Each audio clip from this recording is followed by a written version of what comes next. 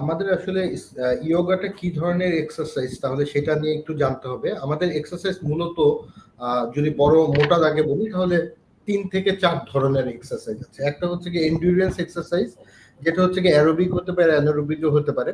যেটা এই যে দৌড়াদৌড়ি, সুইমিং, আমাদের ফিজিক্যাল অ্যাক্টিভিটি সবকিছু মানে মুভমেন্ট, জয়েন্ট, মাসেল সবকিছু নিয়ে যেই এক্সারসাইজ গুলি কন্টিনিউ হবে সেগুলিকে আমরা বলছি এইরকম এন্ডুরেন্স এক্সারসাইজ। এরপর একটা থাকে হচ্ছে কি স্ট্রেংথেনিং এক্সারসাইজ, যেটা হচ্ছে কি সাদা স্যার ছিলেন বলে গেলেন যে আমাদের ওয়েট নিয়ে করা লাগে, যে আমি হচ্ছে কি জয়েন্টের সাথে যেটা আমাদের মাসেল বাল্ক এবং মাসেল স্ট্রেংথ নিয়ে কাজ করব, তাহলে সেটা হচ্ছে গিয়ে আমাদের এই কি বলছি স্ট্রেংথেনিং এক্সারসাইজ। এরপরে আরেক ধরনের এক্সারসাইজ আছে ফ্লেক্সিবিলিটি নিয়ে।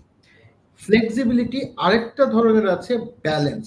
সো ফ্লেক্সিবিলিটি এবং ব্যালেন্সিং নিয়ে যে এক্সারসাইজগুলি সেগুলি নিয়ে কাজ করার যে ব্যায়ামটা করে সেটা হচ্ছে মূলত ইয়োগার ফোকাস থাকে। সো ইয়োগাতে কিন্তু কোনো ওয়েট বা কোনো এন্ডুরেন্স, কোনো মুভমেন্ট সেরকম নাই। এটা খুব রিল্যাক্সিং এবং সাথে সাথে এটার ফ্লেক্সিবিলিটি এবং আপনার ব্যালেন্সের উপরে অনেক ইম্পর্টেন্ট রোল রাখে। সো ইয়োগা খুবই খুবই গুরুত্বপূর্ণ এবং খুবই উপকারী একটা এক্সারসাইজের প্রক্রিয়া।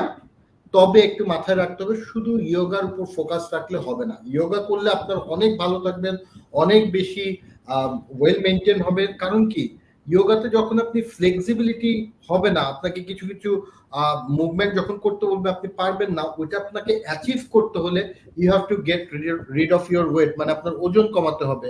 আপনার মাসেল ফ্লেক্সিবিলিটি বাড়ানোর জন্য আপনার তখন অন্যভাবে দৌড়িয়ে তারপর এটাকে করতে হবে। সো আমি যদি এইটার ভালো একটা ধাপে যেতে চাই, ইয়োগার কিছু কিছু ধাপ আছে, সো ওই রকম পর্যায়ে যেতে চাই, তাহলে আসলে আমার অন্যান্য ব্যায়াম করেই তারপরে আসতে হবে। সেই জন্য অন্যান্য সব ব্যায়ামের মিশ্রণটা একটা উপকারী ব্যায়াম। যেমন খাদ্যের মধ্যে আমি কি বলবো যে শুধু ডিম আর দুধ ভালো, তার জন্য ডিম আর দুধ খেলেই হবে, তা না। সুষম খাদ্য, আমার কিন্তু তেলও দরকার, আমার প্রোটিনও দরকার, আমার কার্বোহাইড্রেট দরকার, সবকিছু মিলে একটা ব্যালেন্স ডায়েট যখন হবে তখন সেটা কার্যকরী খাবার।